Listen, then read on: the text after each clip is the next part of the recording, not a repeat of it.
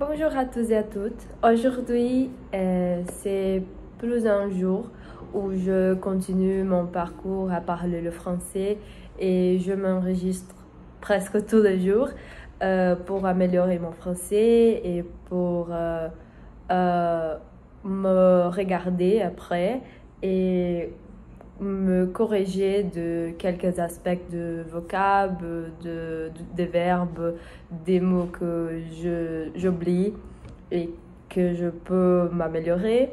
Et oui, c'est l'introduction un peu longue cette fois, mais aujourd'hui j'ai un sujet aussi très intéressant concernant l'alimentation et c'est la malbouffe est-elle le vrai responsable des problèmes de santé publique? Et oui, c'est un sujet très pertinent, très présent dans nos vies. Et on peut rapporter la santé, société, responsabilité individuelle et collective et éducation alimentaire principalement. C'est justement un phénomène mondial, on peut dire la malbouffe. La malbouffe est un vocable très intéressant. C'est junk food en anglais. C'est très connu pour s'appeler junk food en anglais. Et on peut le rapporter avec fast food en général. Et on a aujourd'hui beaucoup des entreprises de fast food. Et le McDo, par exemple, ils ont des magasins au quartier plus cher du monde, dans les quartiers plus chers du monde. Et oui, c'est parce qu'ils reçoivent beaucoup d'argent.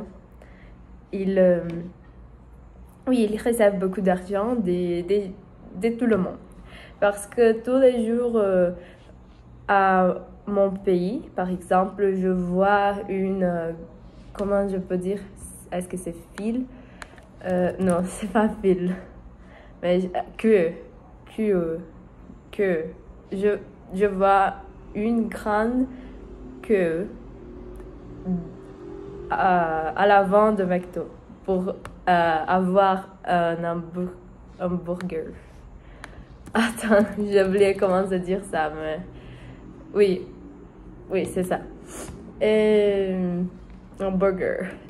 Et oui, on a deux idées à développer aujourd'hui. Et la première, c'est, oui, la malbouffe est un danger réel pour la société en général parce que cette forme de consommation, cette forme d'alimentation fait très mal pour la santé parce c'est des aliments avec trop de sucre, de sel, de graisse.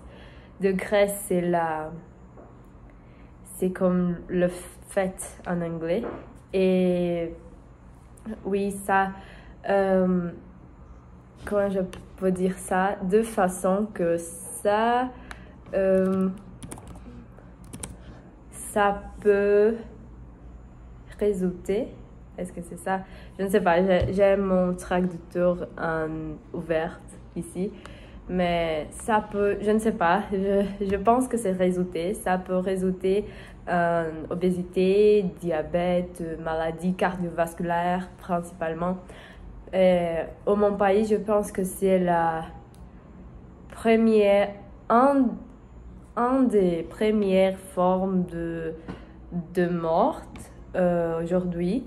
C'est des maladies cardiovasculaires parce qu'ils concernent le AVC et qui est une maladie, de cardiovasculaire et quand le corps arrête aussi. C'est une des principales causes de mort, je pense, ici au Brésil. Mais oui, on peut penser que pourquoi c'est une forme d'alimentation autant célèbre, autant consommée aujourd'hui. On peut penser que c'est très accessible, mais en fait, au Brésil, ici, ce n'est pas ce n'est pas autant accessible qu'un autre pays. Mais c'est rapide. Il y a des pays qu'il y a de bons marchés et c'est omniprésent dans tous les temps. Mais on peut rapporter ça avec les publicités Et il y a un verbe très intéressant que j'ai appris aujourd'hui, que c'est cibler. Je pense que j'ai pensé très sophistiqué et très avancé pour mon niveau, mais oui, les publicités ciblent souvent les enfants et les jeunes. Donc, ils ont les publicités ont un bout et c'est les enfants et les jeunes. C'est comme ça, cette verbe. Et le but, c'est des publicités sans les enfants et les jeunes. Oui, c'est ça. Tu peux le mémoriser comme ça. Et oui, de façon qu'elle crée une addiction alimentaire. Donc, oui, on a des vocabulaires intéressants aussi pour parler sur ce thème. Et c'est comme des maladies. Elles sont causées.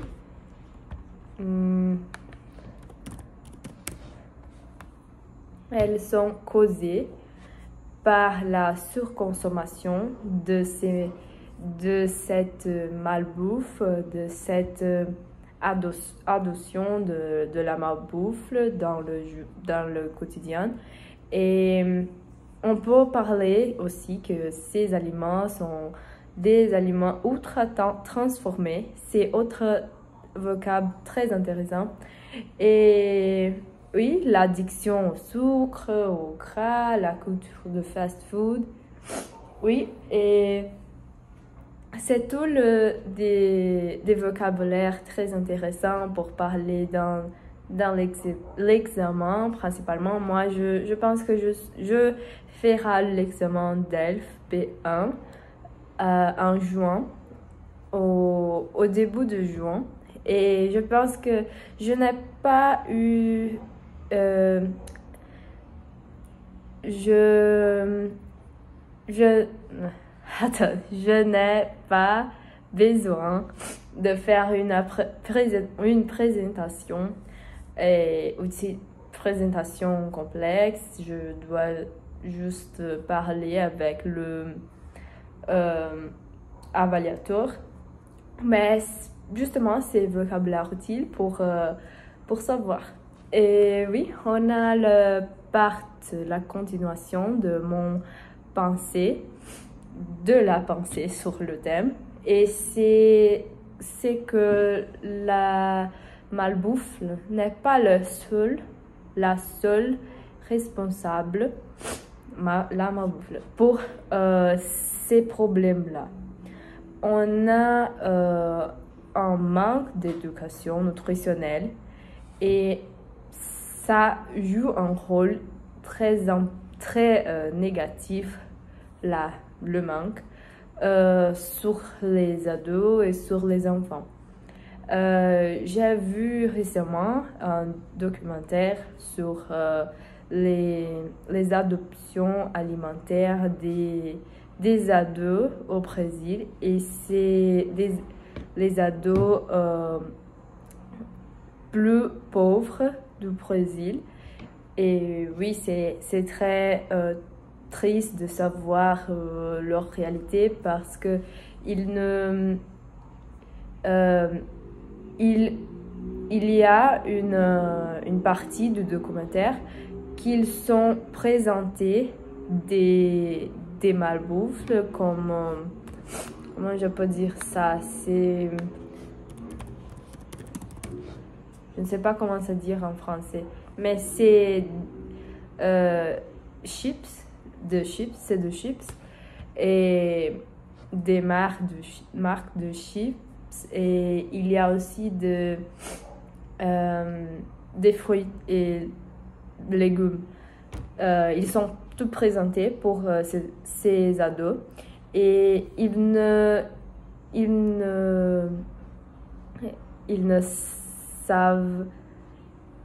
savent pas le nom des végétables et fruits, mais ils savent les noms des marques de chips. Et oui, c'est très... j'ai eu un peu de peur de ça, parce que ils sont présentés avec ces types de malbouffe à un âge très jeune. Et par exemple, il y a des jeunes qui commencent à boire des sodas à un âge très jeune aussi, comme quand ils sont bébés au biberon. Oui, et c'est très très triste. Mais oui, on peut finir avec, par exemple, certaines personnes n'ont pas le temps, ni l'argent, ni l'accès à une alimentation saine. L'activité physique est aussi en baisse. Mais je pense que c'est un peu faux, cette affirmation, parce qu'aujourd'hui, il y a beaucoup de gens qui... comment je peux dire ça, mais... qui s'efforcent à aller au gym, à entraîner. Et oui, on peut culper parfois le système économique qui encourage ces choix. Mais pour moi, je pense que la malbouffe est un symptôme plus qu'une cause. Il y a beaucoup de problèmes avec nos habitudes nutritionnelles de la population en général. Et oui, je pense qu'il y a aussi un manque de politiques de santé publique. Mais je pense qu'au Brésil, il est en train de changer cette forme de politique de santé. Et il y a aussi de marketing qui a changé et les marques sont obligées d'annoncer que leurs produits ont trop de sucre ou trop de trop de gras. Et oui, c'est un bon changement pour maintenant. Mais c'est ça pour aujourd'hui. J'espère que vous avez aimé cette vidéo. Et oui, je poserai une question. J'ai oublié de faire ça sur les vidéos avant. Mais est-ce que vous pensez que bien manger un luxe aujourd'hui? Et oui, c'est ça pour maintenant. Merci beaucoup pour me regarder et je vous verrai dans la prochaine vidéo. Au revoir.